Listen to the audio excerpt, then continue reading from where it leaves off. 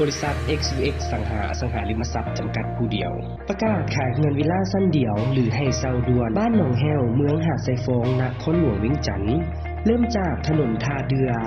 แล้วเลี้ยวเข้าหอมหมู่บ้านร่ำรวยเข้าไปประมาณ200 เมตรจะเห็นเงินที่ต้องการขายเลย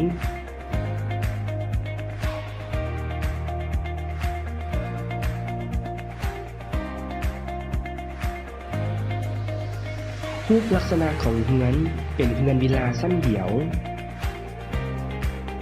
มีห้องพักแขกที่กว้างขวางพร้อมห้องนอน3 ห้องห้องน้ำในทุกห้องห้องครัวที่กว้างขวางสะดวกสบายเนื้อที่ดินทั้งหมดแมน245 ตารางเมตรราคาขายแมน$85,000 ราคาเซาแมน$7,000 ต่อเดือนสนใจสอบถามได้ที่เบอร์020-5995-9892 และ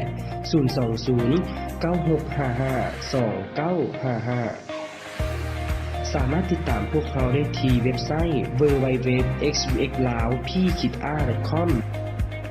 Facebook XVX Lao YouTube XVX Lao